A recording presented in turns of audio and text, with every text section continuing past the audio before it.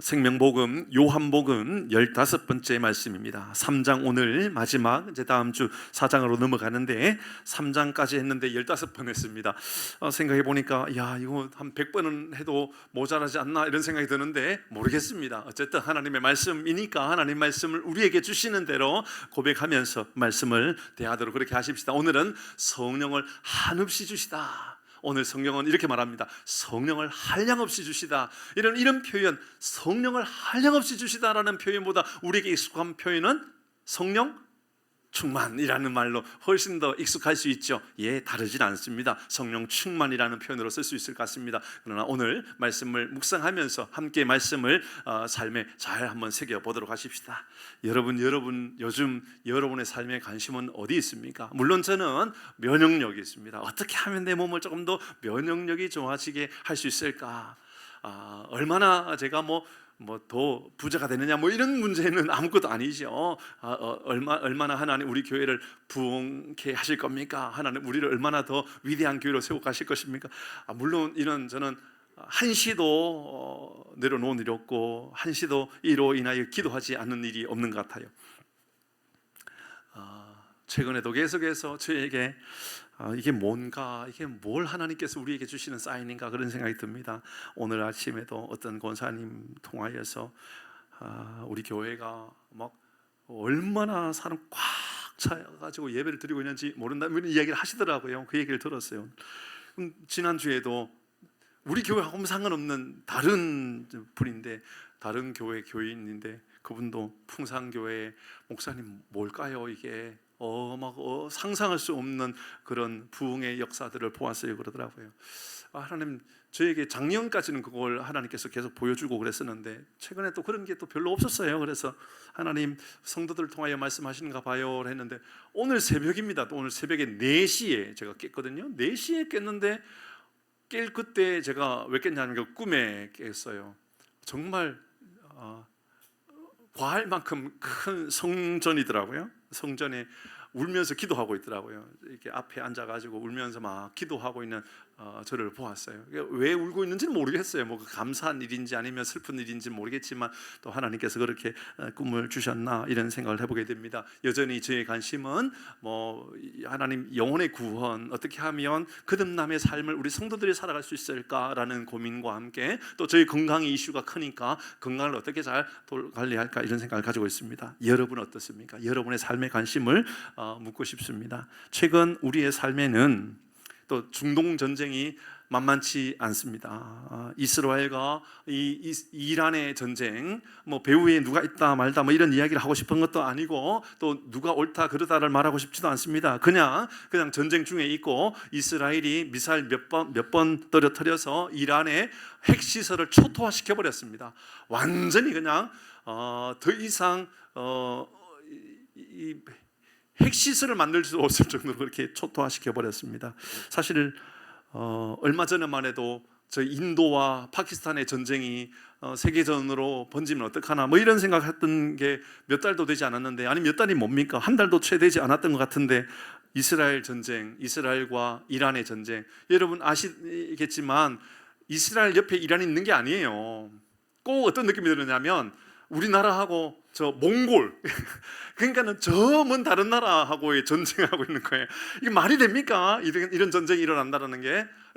그러니까 3차 대전이 일어나지 않을까라는 생각이 듭니다. 사실 저는 경제적으로나 또 이념적으로는 이미 3차 전쟁은 이미 전쟁 중에 있다라고 생각하는 사람의 마음, 저는 그렇습니다만은 어쨌든 그런 상황입니다. 저 몽골 같은 지역에 있는, 그러니까 완전히 다른 국경에 있는 것도 아닌데 이스라엘과 이란은 좀 그런 전쟁 중에 있습니다. 아니나 다를까 제가 아무리 큰 소리를 치고 논리적으로 합당한 이야기해도 이란과 이스라엘 전쟁 관심 있는 사람 이곳에 아무도 없을 거예요. 관심을 가질 사람들이 몇 분이나 계시겠습니까? 무역을 해야 되거나 어떤 경제적인 활동에 연관이 있다면 모르지만 크게 관심이 없을지도 모릅니다. 그런데 사실 우리에게는 이보다는 조금 더 눈에 훨씬 더 잘 들어오는 뉴스는 있겠죠. 국가에서 국민들 또 얼마씩 돈을 준다고 그럽니다. 옳고 그름을 제가 말씀드리고 싶은 것은 아니고요. 받아야 되는지 받지 않아도 되는지 말할 것도 없습니다. 왜냐하면 주면 다 받을 거기 때문에 그럴 겁니다.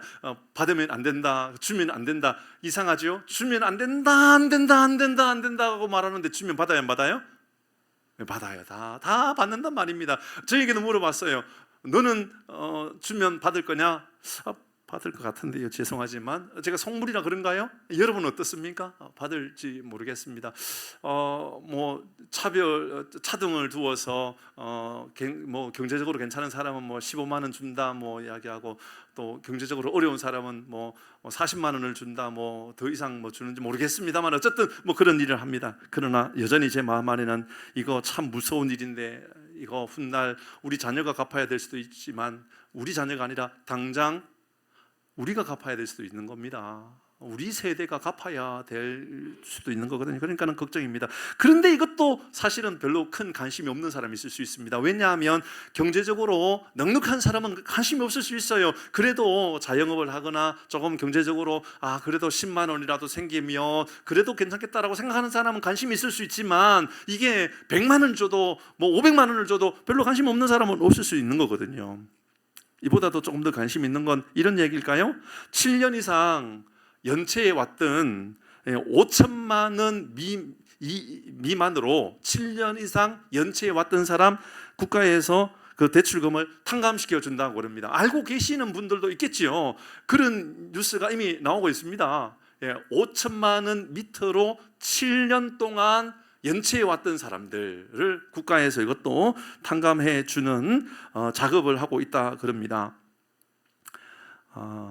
자영업을 하는 사람들 상당수가 빚을 지고 있기 때문에 이게 굉장히 좋은 소식이 될 수도 있을런지 모릅니다. 그런데 이 7년 동안 투잡, 쓰리잡 뛰면서 제 후배 이야기하는 거예요. 제 후배가 제 제자 이야기하는 거예요. 투잡, 쓰리잡 뛰면서 눈물 콧물 흘려가면서 빚을 갚아왔던 사람들이 억울해하면서 가슴을 치고 있는 것 또한 우리는 또 어떻게 생각해야 되는지 저도 참 어렵습니다. 어쨌든 이것도 관심 없는 사람들도 있겠죠. 빚 없는 사람은 별로 관심 없을 수 있을 겁니다. 그런데 이건 어떤가요? 새로운 정부가 들어서고 아파트 값이 또 서울에 또 치솟고 있다고 이제 이야기합니다. 여러분 빨리 아파트 더 넣기 전에 빨리 사세요. 목사가 뭐 아파트 사세요 한다고 사겠습니까? 필요하면 사는 거죠. 그런데 그렇습니다. 어쨌든 서울 강남 3구뿐만 아니라 다른 지역도 아파트 가격이 뭐 폭등한다 이런 소식도 들려집니다. 그래서 아파트 내놓았던 사람들도 다 걷어들이고 지금 붙잡고 있는 것이 유익하다 이런 이야기를 합니다. 이런 이야기를 제가 이야기하면 제가 속물입니까? 목사인 저는 아파트 이야기하고 국가에서 돈은 주는 받아야 되는지 말아야 되는지 저도 받을 겁니다. 주는데 왜 안 받습니까? 이런 이야기하면 제가 속물입니까? 아니면 이 땅에 살아가는 우리는 당연히 생각하고 당연히 우리의 삶에 체감하고 살아가는 우리 이야기입니까? 그런데 오늘 본문은 조금 묘합니다.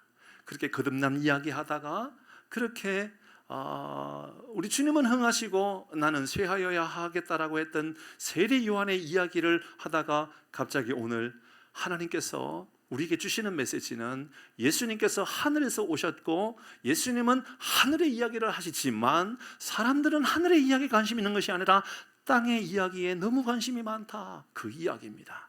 사실 그게 얘기는 당시에 2000년 전에 요한의 이야기가 아니라 오늘날 이 시대의 이야기죠. 여러분 제가 세상에 나가 많은 사람들에게 여러분 당장 빚이 얼마이고 이걸 어떻게 갚아야 될 것인가, 또 우리의 아파트는 올라갈 것인가 내려갈 것인가 고민에 한참 시달려 하면서 당장 내가 빚을 얼마를 갚아야 되는가 고민을 하고 있는 그 사람을 향하여서 여러분 천국은 말입니다, 영원한 하나님의 나라입니다, 영원한 하나님의 나라에 우리가 거해야 됩니다라고 외친다면 사람들이 그 모습을 보면서 여러분 얼마나 반응을 하고 얼마나 거기에 대하여 맞다라고 그렇게 동의하는 사람 몇 명이나 있겠습니까? 오늘 본문의 말씀 31절 말씀부터 먼저 보십시다. 예수님은 이렇게 우리에게 오신 겁니다. 시작. 위로부터 오시는 이는 만물 위에 계시고 땅에서 난 이는 땅에 속하여 땅에 속한 것을 말하노니라. 하늘로부터 오시는 이는 만물 위에 계시다. 이 말씀입니다. 예수 사람들은 다 땅에 이야기합니다. 여러분 의사가 하늘 이야기하지 않아요.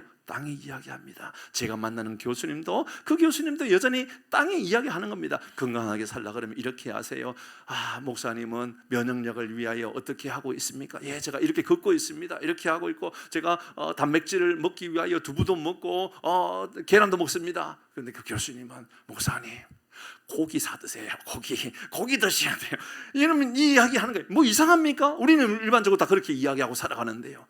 이러면 뭐 의사만 그렇습니까? 여러분 시장의 사람들이 하늘 이야기합니까? 아니면 땅에 이야기합니까? 시장의 상인이 땅에 이야기합니까? 하늘 이야기합니까? 사업가들이 땅에 이야기합니까? 하늘 이야기합니까? 우리는 다 이 땅에 살아가는 우리는 다 땅의 이야기를 하고 살아갈 수밖에 없는 겁니다. 이게 당연한 겁니다. 그런데 우리 주님께서 하늘로부터 오셨다라고, 예수님께서 하늘로부터 오셨고 그 하늘에 대하여 32절의 말씀을 보면 정언하기 위하여 오셨다. 그분이 하나님 나라를 정언하기 위하여 오셨다.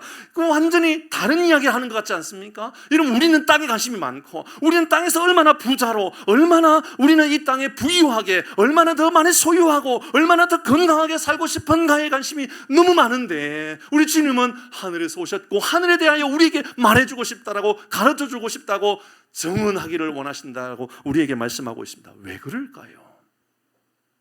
왜 예수님은 우리에게 땅이 아니라 하늘을 주목하고 살아가야 한다라고 말할까요? 빌립보서 3장 20절입니다. 시작.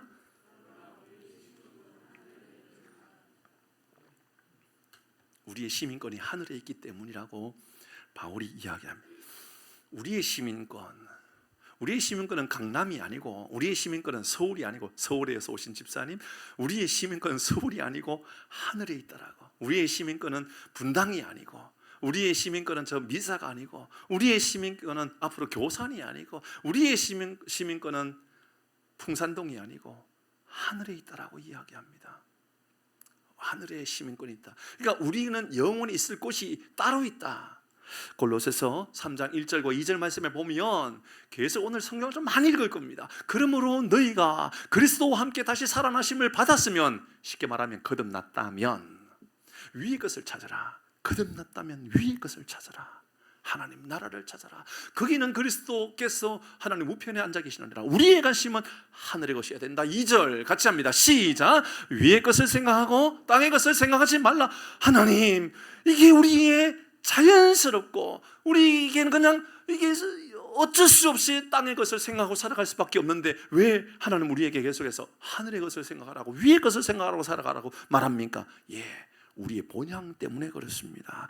베드로도 이렇게 말합니다. 베드로후서 3장 13절의 말씀에 보니까 시작.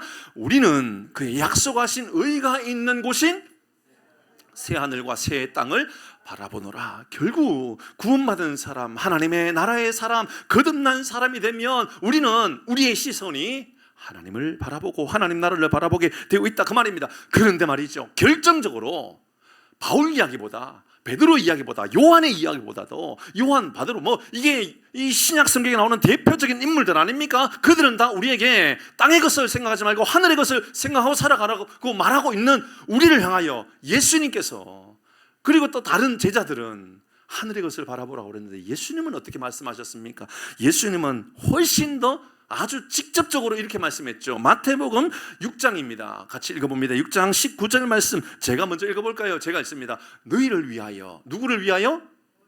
나를 위하여 보물을 땅에 쌓아두지 말라. 거기는 좀과 동록이 해하며 도둑이 구멍을 찾고 도둑질한다. 이게 땅의 삶이랍니다. 여러분 부자가 되고 여러분 부유하고 많은 것을 가지면 그게 언제든지 나에게 있는 것이 아니라 누군가는 이것을 빼앗고자, 누군가는 이것을 강도질하려고 몸부림치는 것이 어쩌면 이 땅에서 우리가 살아가는 우리의 모습일는지도 모릅니다. 어쩌면 지금도 많은 사람들이, 여러분의 어쩌면 가족도, 어쩌면 여러분의 부모도, 어쩌면 여러분 자녀도 여러분의 사랑이나 여러분의 어떤 도움이 아니라 여러분에게 있는 것, 가지고 있는 거, 돈에 관심이 너무 많이 있는지도 모릅니다. 그래서 많은 사람들이, 우리의 선조들이나 우리 사회의 많은 사람들이 부모들을 향하여 끝까지 자녀에게 모든 거 다 주면 안 돼요. 안 돼요. 안 돼요. 마지막 떠나는 순간까지 가지고 있어야 돼요. 자녀들은요. 나중에 줄 건데 왜 나중에 줄 겁니까? 지금 주세요. 지금 주세요. 지금 주세요. 제가 이런 설교를 했는데 앞에 있는 교회에서 목장 모임 중에 어느 집사님께서 그 주간에 그 어머님에게 그렇게 이야기했대요. 어머니, 나중에 어머님 떠나면 그때 나에게 그게 큰 유익이 안 되지만 지금 주시면 나에게 큰 유익이 되니까는 지금 자녀에게 주시면 안 되겠어요? 라고 말했던 그 주간에 제가 이 설교를 한 거예요. 얼마나 힘들었겠어요? 그런데 생각해 보면 여러분, 우리의 관심은 소유함인데 그것을 어떻게든지 구멍을 내가지고 빼앗아 가려고 20절입니다. 다시 19절 앞에 다시요. 19절 앞에요. 너희를 위하여, 누구를 위하여? 나를 위하여, 우리를 위하여였습니다. 우리를 위하여. 20절 다시 이렇게 시작합니다. 오직 너희를 위하여 또 이야기합니다. 이렇게 말씀하고 있는 것은 천국에 우리 주님께서 하나님 나라에 우리를 이렇게 끊임없이 하나님 나라에 관심을 가지라고 하는 것은 하나님을 위해서가 아닙니다. 우리를 위해서예요. 우리의 삶을 위해서, 우리의 평강을 위해, 우리에게 은혜의 삶을 살아가고자 주님 말씀하시는 거예요. 다시 20절 오직 처음부터 합니다. 시작. 오직 너희를 위하여 보물을 하늘에 쌓아두라. 거기는 좀이나 동록이 해하지 못하며 도둑이 구멍을 뚫지도 못하고 도둑질도, 계속해서 이렇게 말씀하십니다. 그러면서 21절에 내 보물이 있는 그곳에 내 마음도 있다. 우리 주님은 우리에게 하늘을 바라보라고, 하늘을 바라보고 살아가라고, 하늘이 우리의 영원한 본향이라고 하나님이 우리에게 이렇게 말씀하셨던 겁니다. 그러면 왜 말씀은 우리에게 땅에서 살아도 하나님 나라를 바라보고 하셨던 이유는 뭘까요? 그 땅이 영원한 땅이기 때문에 그렇죠. 예, 사람은 다 영원한 것을 사모하게 되어 있고요, 영원한 것에 대한 소망을 품고 살아가게 되어 있습니다. 고린도후서 4장 18절의 말씀에 보니까 시작. 우리가 주목하는 것은 보이는 것이 아니요 보이지 않는 것이니, 보이는 것은 잠깐이요 보이지 않는 것은 영원하다. 이 땅에 건강 보이거든요. 좋은 소유하는 거 보이거든요. 뭐 좋은 차 다 보인단 말입니다. 그런데 이 보이는 것은 영원한 것이 아무것도 없다라는 거예요. 집이 영원합니까? 전 늘 나도 그곳에 살면 참 좋겠다라는 생각을 왜 하나 보겠습니까? 그러나 그 높이 치솟은, 그래서 때로는 뭐 60층짜리 짓고 뭐 저 부산 해운대 바다가 100층짜리 건물을 지어요. 아파트도 막 그렇게 짓습니다. 무너질 거 생각하고 짓는 사람은 아무도 없습니다. 그렇죠? 100년, 1000년 뭐 영원할 거라고 생각하고 짓는지 모릅니다. 그런데 말이지요, 이 땅의 모든 것들, 눈에 보이는 것들 영원한 게 없어요. 그런데 보이지 않는 것, 주님께서 우리에게 말씀하고 있는 하나님의 나라가 영원히, 그것은 영원하기 때문에 영원한 것을 우리에게 소유하라고, 영원한 것을 소유라고 말씀하고 있는 것이지요. 히브리서 11장 16절은요 이렇게 말씀합니다. 시작. 그들이 이제는 더 나은 본향을 사모하니 곧 됐습니다. 더 나은 본향, 이 땅이 아니라 더 나은 본향이 있는데 그 본향은 하늘에 있는 것이기 때문이라고 이야기합니다. 요한 1서 2장 16절 17절도 볼까요? 시작. 이는 세상에 있는 모든 것이 육신의 정욕과 안목의 정욕과 이생의 자랑이니 다 아버지께로부터 온 것이 아니요 세상으로부터 온 것이라. 여러분 어떻습니까? 여러분 50, 60 언저리쯤 되면 뭐 심심하고 할 일도 없고 그러니까 동창회 많이 간다 그래요. 여러분도 어떻게 동창회 좀 가보신 일이 있는지 모르겠어요. 저는 목사가 되고 나서 안 가는 것, 뭐 못 가는 것보다도 안 가는 게 이제 동창회 같아요. 동창회 가면 이제 동창회 한 번 가고 대부분 뭐 안 가는 사람이 많대요. 그 왜 안 가냐 하니까는 동창회 가니까 다 자랑질 하는데, 자랑질 그게 꼴보기가 싫어서 안 간다라는 거예요. 다 지 잘난 척 한다라는 거예요. 그러니까는 자기가 가지고 있는 제일 좋은 가방 들고 오고 제일 좋은 옷을 입고, 그리고 나서 이제 자기 집 자랑, 차 자랑, 그래서 이제 차 키도 밥 먹을 때 식탁 위에 올려놓는 거죠. 그 뭐 이상한 마크 이렇게 달려 있는 거 이렇게 딱 올려놓는 거예요. 그러니까 뭐냐면 나 이 정도 돼, 나 이 정도 돼. 이런 거 자랑하는 것은 이게 사실 세상이 다 이렇게 살아간다는 거예요. 눈에 보이는 자랑질을 하기 위하여. 그러니까 그 꼴 보기 싫어가지고 나는 이제 동창회 안 간다 뭐 이런 사람들도 있다고 하더군요. 이게 어쩌면 우리 인생인지 모릅니다. 육신의 정욕과 안목의 정욕과 이생의 자랑 뭐 이렇게 살아가는 거예요, 세상이. 그런데 세상은 이런 것들이 영원한 것이 아니고 하나님께로부터 온 것도 아니라고 이야기합니다. 17절 말씀 읽어볼까요? 17절입니다. 시작.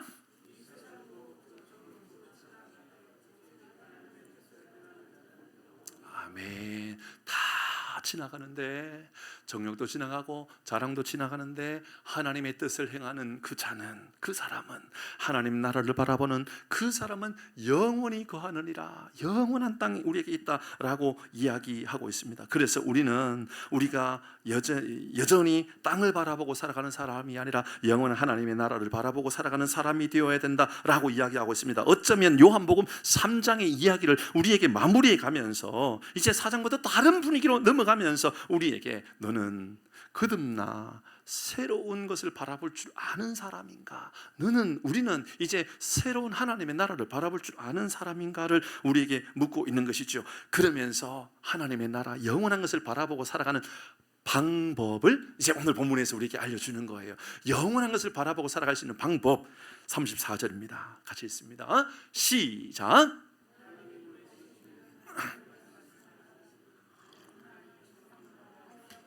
성령을 한량없이 주신다. 성령 충만케 해주신다라고 말씀합니다. 여기에서 성령을 한량없이 주신다. 성령을 한량없이 끊임없이 멈추지 아니하고 지속적으로 언제나 성령을 우리에게 주신다라고 이야기하고 있는데, 우리가 어쩌면 알고 있는 성령 충만이라고 하는 느낌과 억양이 조금 안 맞지 않을까라고 생각할 수 있는 부분이 바로 이 부분입니다. 그래서 여러분 잘 기억하셔야 됩니다. 성경이 말하고 있는, 여러분이 말씀하셨잖아요, 성령을 한량없이 주신다. 이 말을 다르게 말하면 성령 충만. 그럼 뭐냐? 이게 뭐냐? 성령이 한량없이 주신다, 성령 충만하다가 다르지 않단 말입니다. 그런데 왜 이 땅에 우리가 하나님의 나라를 바라보고 살아가는 사람은 성령이 우리 안에 한량없이 임하는 한없는 하나님의 성령으로 살아가야 한다라고 말하고 있는 걸까? 성경이 말하고 있는 성령 충만의 모습이요, 크게 보면 두 가지 모습으로 보여요. 기억하셔야 됩니다. 꼭 기억하셔야 돼요. 여러분 평생 기억하셔야 돼요. 사도행전에 나오는 성령 충만함의 모습은 우리가 알고 있는 것처럼 마가 다락방에 모여서 기도하는데 막 불이 떨어진 거예요. 막 얼마나 위대한 불이 임하였는지 막 방언이 터지게 되고 막 성령의 바람이 불기 시작하는데, 여러분 당시에 급하고 강한 바람이 막 그들 가운데 막 뚫고 들어가는 거예요. 얼마나 뜨거웠던 성령의 바람이었는지 그들이 불붙는 기분이었단 말입니다. 그래서 각 사람 막 머리 위에, 그냥 우리 교회 위에 성령의 불이 임한 것이 아니라 이곳에 그냥 한 사람 한 사람에게 막 불이 임한 것처럼 느껴지는 그런 시간이었다고요. 사도행전 2장 말씀 읽어볼까요? 2절입니다. 이렇게 이야기합니다. 같이 읽습니다. 성령 충만의 모습은 사도행전에서 이렇게 표현하고 있어요. 같이 읽습니다. 시작. 호련히 하늘로부터 급하고 강한 바람 같은 소리가 있어 그들이 앉은 온 집에 가득했다. 이 모습을요 이렇게 생각할 수 있을 것 같아요. 막 그냥 이 공간 안이요 불로 막 너무 뜨거워요. 너무 뜨거워가지고 앉아 있을 수 없을 만큼 강력한 불이 임한 거예요. 어떤 분이 이렇게 표현하더라고요. 하늘로부터 그 급하고 강한 바람이 그들 가운데 임하였을 때 그 모습을 한겨울에, 여러분 다 아파트 사시니까 여러분 아시잖아요. 한겨울에 추울 때 아파트 안에 따뜻하잖아요, 그죠? 따뜻한데 갑자기 창문을 열면 찬 바람이 샥 하고 들어오잖아요, 그죠? 그런 느낌이라는 거예요. 그런 느낌. 성령의 바람이 그들 가운데 창문을 열었을 때 찬바람이 들어온 것처럼 뜨거운 바람이 그들 가운데 샥 하고 들어와가지고 그들만 다 녹이고 있는 거예요. 그런 강력한 역사가 나타나는 거예요. 2절 말씀, 3절 말씀에 이렇게 표현합니다. 3절, 마치 불의 혀처럼 갈라지는 것들이 그들에게 보였다라고 이야기해요. 그 성령의 강력한 역사가 그들 가운데, 그들의 각 사람 위에 하나씩 임하였다, 이렇게 이야기하고 있어요. 이걸로 끝나지 않죠. 4절 말씀에 보면 이렇게 말합니다. 4절, 그들이 다, 같이 읽어볼까요? 시작. 그들이 다 성령의 충만함을 받고 성령이 말하게 하심을 따라 다른 방언으로 말하기 시작했다. 여러분, 이 말씀 그대로 우리가 직역해서 나눠보면 여러분, 그 초대교회의 사도행전 2장의 교회의 모습은 예수님께서 성천하고 모여서 기도했는데 오순절날 얼마나 위대했는지, 그들은 막 불덩어리가 된 거예요. 얼마나 뜨거웠는지 불의 혀가 갈라지는 것처럼 임하게 된 거예요. 막 방언이 터지기 시작한 거예요. 어떤 분들은, 어떤 신학자들은 이건 초대교회의 아주 특별한 특이한 모습으로 단회적으로 나타난 모습이다라고 해석하기도 했어요. 우리 교단에도 그렇게 해석했어요. 근데 이제 그렇게 해석했던 교수님은 사실은 이제 우리 교단에서 나갈 수밖에 없게 되었어요. 왜냐하면 우리 교단의 전통적인 해석이 아니었다라고 해석하는 거예요. 우리 교단은 어떻게 해석하느냐면 단회적이지 않다. 이건 오늘날 이 시대의 한국 교회에도 이런 바람들, 영적인 은혜 바람들이 얼마나 불어왔느냐. 선교 단체들이 모여서 기도하고, 기도원에서 기도하고, 교회에서 기도할 때에 얼마나 강력한 바람이 불어왔는지, 한국 교회가 처음에 세워질 때 여러분, 이 불을 경험했던 교회, 경험했던 성도들 얼마나 많았습니까? 저도 마찬가지지만 이곳에 계셨던 성도들도 이 사도행전 2장의 오순절의 마가 다락방의 역사를 경험했던 분들이 있었을 것입니다. 얼마나 강력했는지 그 바람으로 인하여, 그 성령의 은혜로 인하여서 앞을 보지 못했던 사람들이 눈을 뜨게 되고, 이런 본 일이 있습니까? 저는 그런 사람들을 경험했다니까요. 제가 한 것은 아니지만 그런 사람들 직접 보았다고요. 평생 앞을 보지 못했던 사람이 눈을 뜨게 되고 안전뱅이가 일어나게 되었고, 막 이런저런 질병에 아파했던 사람들이 고침을 받게 되고, 방언뿐만 아니라 위대한 역사들이 막 일어났단 말이죠. 이 말씀을 좀 적용하고 넘어가야 되겠어요. 저는 우리 교회도 이러한 사도행전의 교회의 모습, 이런 모습들을 우리가 어떻게 회복할 수 있을까? 어떻게 이러한 사도행전에 나오는 강력한 성령의 바람의 역사들을 우리가 회복할 수 있을까 생각해 보면, 우리가 교회를 세우는 일들을 위하여 열심히 달려가면 하나님 이 역사들을 만들어 가신다라는 생각이 들었어요. 말씀드리면 이런 거죠. 우리 교회 안에 주일학교가 건강하게도 세워지고 목장이 세워지는 것뿐만 아니라, 하나님 우리 교회가 앞으로 저 교산에도 교회가 세우고, 하나님 우리 교회가 저 앞에 이제 나중에 우리가 이제 이 분리하여서 개척하는데, 분립 교회를 이제 개척하는데, 하나님 저 이 양평에도 교회가 세워지고, 저 광주에도 교회가 세워지고, 저 전라도 목포에도 교회가 세워지고, 저 부산 뭐 합천에도 세워지고, 하나님 저 경주에도 우리 교회가 세우고, 저는 그런 사역들이 우리 교회에 세워진다 그러면, 저는 이런 사역들, 우리가 기도하고 하나님께 은혜를 구한다면 이런 역사들은 오늘날 이 시대에도 우리도 경험하게 되는 위대한 역사가 되는 줄 믿습니다. 아멘. 이건 이상한 게 아닙니다. 충분히 가능한 겁니다. 여러분, 그런 모습들이 오늘 여기에서 사도행전 2장에서 우리에게 성령 충만의 모습을 그렇게 나타났습니다. 그런데 말이죠, 성령 충만이 그렇게만 나타나는 게 아니라는 것을 알려주는 거예요, 오늘 본문이. 그럼 어떻게 나타날 수 있을까? 자, 분명히 이 말씀은 가장 강력하고 뜨거운 모습이었습니다, 사도행전 2장은. 그런데 오늘 본문의 말씀 다시 한번 볼까요? 34절 말씀을 보겠습니다. 34절, 하나님이 보내신 이는 하나님의 말씀을 하나니 이는 하나님의 성령이 한량없이 주심이라. 제일 밑에 영어를 보시면 without limit 이렇게 써 있어요. 이게 뭘까? 그런 거예요. 끊임없이예요. 한량없이예요. 그러니까 한없이라고 하는 것은 강력하게라는 말보다도 지속적으로 영원토록 언제나 임하는 성령의 충만함을 말하고 있는 거죠. 이것을 이제 성령을 통해서 우리가 좀 찾아보고 이해해 보도록 하십시다. 요한복음 1장 32절입니다. 그럼 조금 전에 사도행전에서는 강력한 성령의 기름 부으심과 은혜에 대한 말씀이었잖아요. 근데 요한복음을 시작하는 1장에서 이 성령의 임재를 이렇게 표현했습니다. 32절 같이 읽습니다. 시작. 요한이 또 증언하여 이르되 내가 보았는데 성령이 비둘기같이 하늘로부터 내려왔다. 자, 성령이 뭐처럼 내렸다고요? 비둘기같이 내렸다. 사도행전 2장에 나오는 성령의 불같이 임하였다라는 표현과 성령이 비둘기같이 임하였다라는 것은 비슷합니까? 완전 다릅니까? 다르게 느껴지지 않나요? 달라요. 그러니까 성령이 강력하게 임하는 것은 비둘기라는 표현보다는 차라리 뭐 사자처럼 뭐 독수리처럼 이게 조금 더 어울릴지 모르겠어요. 그런데 성령이 비둘기같이 임하였다라는, 비둘기같이 임하였다라는 표현에게 우리가 가장 어울리는 단어는 평화라고 할까요? 평강 이렇게 표현할까요? 그렇게 임한 거예요. 그러면 예수님과 함께 있는 이 요한에게 보여주셨던 성령의 임재는, 성령의 한없는 임재는 어떤 모습이냐면 비둘기같이, 이런 표현들이 이제 요한복음에서 계속 강조됩니다. 요한복음 14장 보혜사 성령 보십시다. 보혜사 성령은 어떻게 임합니까? 14장 26절 27절입니다. 보혜사 곧 아버지께서 내 이름을 보내실 뭐라고요? 성령, 그가 너에게 모든 것을 가르치고 내가 너에게 말한 모든 것을 생각나게 하리라, 이런 말씀이에요. 성령이 임하니까 이제는 언제든지 하나님 말씀이 생각나고 하나님과 함께 동행하는 삶을 살게 되는 거예요. 그 삶이 어떻게 나타나느냐, 27절 중요해요 여러분. 너무너무 중요합니다. 시작. 평안을 됐습니다. 평안을 끼치노는 내 평안, 나의 평안을 너에게 준다. 다시 26절입니다. 보세요. 26절 보혜사 성령이 너에게 임할 때에 내가 너에게 가르친 것을 기억나게 되겠고 내가 너에게 말한 것을 너희가 생각나게 되겠다라고 말한 다음에 평강이 너에게 임하겠다.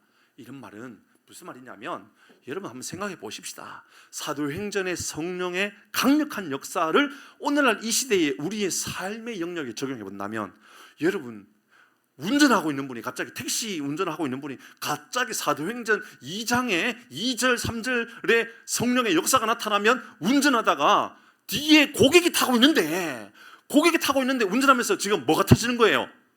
방울이 터지는 거예요. 막 운전하다가 뒤에 손님이 타고 있는데, 혹은 여러분 일을 하고 있는데, 혹은 식당에서 주방에서 칼을 들고 막 자르고 있는데 혼자 일하게 하고 있는 게 아니에요. 여러 명 같이 일하고 있는데 성령의 충만함이 임하여서 방언이 터졌다고 생각해 보십시다. 칼을 들고 있는데 방언이 터졌어요. 사람들이 뭐라 그럴까요? 바울이 이렇게 말했습니다. 미쳤다 하지 않겠느냐, 이렇게 말한 거예요. 그들에게 필요한 성령의 역사는 요한복음의 성령의 한량없는 임재예요. 뭐냐 하면 칼을 들고 있는데 세상에 이런 평안함이 없는 거예요. 여러분 운전하고 있는 사람인데 밤에 비가 오고 막 천둥이 치고 태풍이 불고 오고 있고 막 바람으로 차가 휘청휘청 하는데 세상에 사도행전의 강력한 성령의 충만함으로 방언이 터지는 성령이 아니라 요한복음이 말하고 있는 성령의 임재로 보혜사 성령이 내 마음의 감정을 다스리게 하시고 내 마음의 평안함을 주시는 거예요. 수요일 날 이제 병원에 있을 때 제가 아침에 일찍 갔어요. 가가지고 이제 이렇게 저렇게 검사하고 쭉 준비하고 있고, 저는 좀 또 늘 뭐 그렇게 하는 것처럼 어디 가면 가만히 앉아 있지 않고요. 계속 걸어요. 걷고 그래서 벌써 이미 교수님 만나기 전에 이제 걸음수를 보니까 한 6,000보 이렇게 걸은 것 같아요. 엄청 걷고 이제 교수님 이제 만나게 되는 시간이었었는데, 만난 시간이 1시 반이에요. 1시 반부터 오후에 이제 진료가 들어가는데 1시 반이 아니고 저는 이제 그 다음 두 번째 제가 들어가더라고요. 제 앞에 이제 제가 옆에 앉아 있고 그분은 이제 제 옆에 이렇게 있는데 휠체어를 타고 오셨더라고요. 휠체어를 타고 왔는데 그분이 4명의 가족이 같이 이제 교수님을 만나러 들어간 거예요. 4명이서. 그러니까 환자이신 나이 드신 그 어른 남자분, 그리고 그의 아내로 보이는 여성분, 그리고 그의 딸로 보이는 사람과 사위로 보이는, 이렇게 4명이서 들어간 거예요. 사위인지 아들인지는 모르겠어요. 어쨌든 이렇게 4명이서 들어갔는데 이 교수님은 한 환자에게 진료를 굉장히 뭐 상세하게 아주 디테일하게 모든 것 다 설명해주고 진료하는 분이니까 그게 철학이에요. 20분에서 25분 한 환자를 만난다, 이런. 대학병원에 어떻게 그러게 해요. 물론 저는 한 5분 안에 나왔어요. 더 이상 할 얘기가 없어가지고 나왔어요. 근데 제 앞에 있는 분은 25분 동안 이야기하더라고요. 25분 이야기를 한 거예요. 그리고 다 나왔어요. 다 나왔는데 저는 이제 밖에 기다리고 있는 거죠. 그래서 제가 들어가려고 준비하고 있는데 다 나왔어요. 다 나왔는 찰나에 간호사분이 나와가지고 교수님 할 이야기가 있다 그래요 라고 말하면서 환자 외에 가족만 3명이 들어간 거예요. 왜 그랬을까? 대충 눈치가 채워지죠, 그렇죠? 그러니까 환자는 밖에 계시고 가족만 들어오라고 이야기한 거예요. 그 얘기는 더 이상 손 쓸 수가 없다. 더 이상 이게 그런 거예요. 이제 대장 쪽에는 김남기 교수가 손을 못 대면 될 수 있는 사람이 없을 정도에 우리나라에 가장 불가능한 수술을 다 하고 있는 분이 우리나라의 서울대학병원에 있는 교수님하고 이분하고 저쪽에 아산병원에 계시는 분하고 이 세 분이 이제 그렇게 치료한다 그래요. 근데 이분이 치료가 안 될 정도인데, 그러니까 이분이 이제 밖에 나오고 가족만 안에 다시 들어간 거예요. 다시 들어가서 한 5분 정도 있다가 다시 5분, 2, 3분 있다가 다시 나오더라고요. 그걸 제가 밖에서 지켜보고 있는 거예요.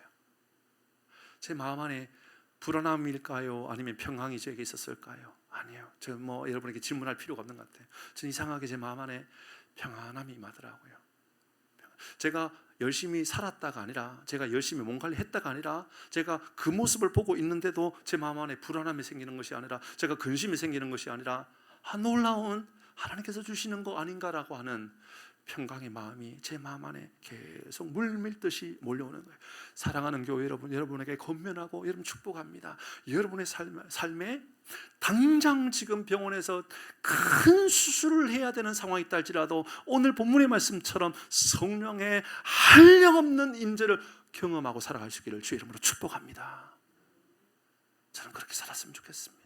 여러분, 운전하는 분들도 마찬가지고 사업하는 분들도 마찬가지입니다. 지금 당장 어음이 돌아와서 지금 당장 은행의 돈을 얼마나 갚아야 되는 상황 속에 있달지라도 하나님께 기도하고 하나님의 은혜를 구하였더니 하나님께서 한량없는 성령의 임재, 이것을 우리는 이렇게 표현하죠. 한없는 하나님의 은혜라고 말하지 않습니까? 그렇습니다.